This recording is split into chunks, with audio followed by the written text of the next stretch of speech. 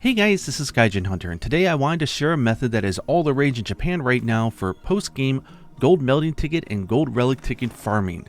These things give a whopping 1,200 points in the melding pot, and this is post-game, so spoilers beware, but I'll try to keep it as minimal as possible. While this is pretty tedious work, it is quite efficient, and it will get you all the basic decorations so you can focus on just doing, the end game hunts so you can get the best decorations. As far as just, respinning those rarity 8 artisan weapons, this is like the perfect way to get them. And it might actually destroy your motivation to do hunts in order to get those items. So, maybe you don't want to do this method if you want to elongate your playtime with the game. Okay, so the way we're doing this is that players discovered a way to farm a crazy amount of ephemeral blossoms by manipulating the game's day and time system. These super rare items, which only spawn on the full moon evening, can be traded 1-for-1 for a gold melding ticket, a gold relic ticket, or even 3 hard armor spheres when you go to Seka at the item trade. To start out, go ahead and take a rest. I recommend just using your barbecue split to do it. It's a lot faster than going to your tent. And go ahead and choose the Windward Plains, and then you want it to be on the plenty so we can see a clear sky, and put it for the nighttime. The reason why we're going to do this is so we can see where we are in the moon phase. While you're doing that, make sure that you have the Area 10 and the Area 3 pop-up tents. These are going to be really good for just zipping to the 2 spots that we're going to farm this item. So you're going to need it later. Make sure you have them or that they're not damaged. This is their location, as you can see here. Okay, so after a minute or so, you will see the moon come up across the mountain, and this will tell you exactly which moon phase you're in. Here's a nifty chart I made of the different phases, and every time you rest, it's just going to advance it by 1 day. So right now we're starting out on day 1. I've got to sleep, once for day 2, for 3, 4, 5, 6. That's 5 nights we need to rest. And on the final day, we're going to rest until the afternoon for the moon in which we're going to get the full moon, because the game actually triggers the flag for spawning stuff at the afternoon timing is what the Japanese players figured out. So I'll show you what that looks like. Okay, once you wake up, it is a new day, so it will be the next moon cycle. If you already took a note of how many times you need to sleep, you don't have to check it every time. If you want to, you can claim your different items in the boxes, check on which items are up for trade that day, or you can just zip ahead if you just want to get straight to the method. Okay, so on the day before the full moon, we want to sleep until the afternoon. This will give us the most amount of time that we can farm. I think it's something like 2 hours if you're really good at it, but we're going to go to the daytime. And this will trigger the game to think that, okay, tonight is going to be a full moon. The trick here is that we're going to be using the quest against the Tempered Balahara, over here, Leviathan's Temper, which is an optional quest. This puts us in the plenty, which is nice because we can see everything, and in the evening, so just 1 minute before the full moon would come up and bloom.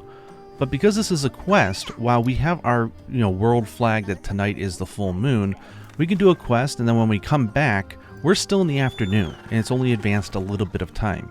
And we can just keep going on this quest over and over again and spamming these 2 super rare items. I didn't fully slot it in, but you can definitely take something like Botanist and Geomancer all the way up, or Geologist or whatever it's called.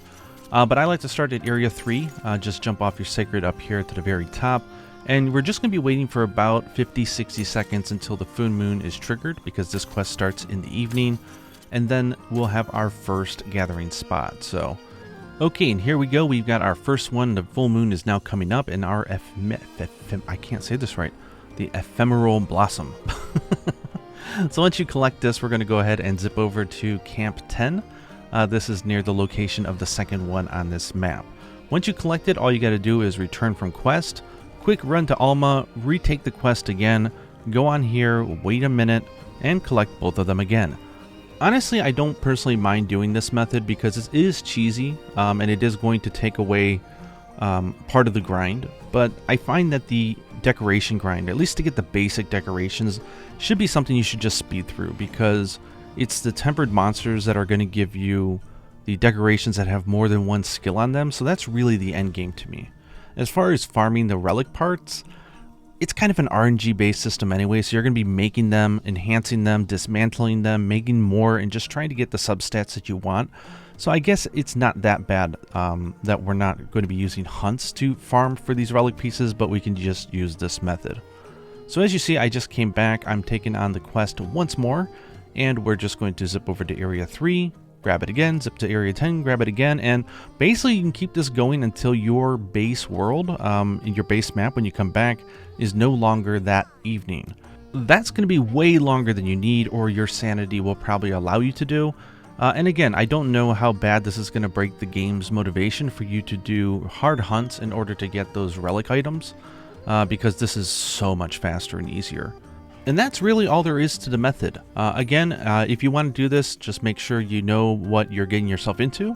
But definitely great for doing those base decorations at the very least, or, you know, just getting this item so you can exchange them for hard armor spheres, because those do give 1,000 points when it comes to upgrading armor. And I think that you should just make all the armor in this game. Make all the weapons, at least for the weapon that you like. I think that's the fun and the enjoyment of the game, and also trying to get all those charms, get them to max level, because we know that they're going to probably add more levels when they come with the title updates. Anyways, this is a huge method here in Japan, so I wanted to share it. Hope you guys are enjoying this. I should do a Sword and Shield tutorial soon. I'm hoping this weekend. It is just ridiculous.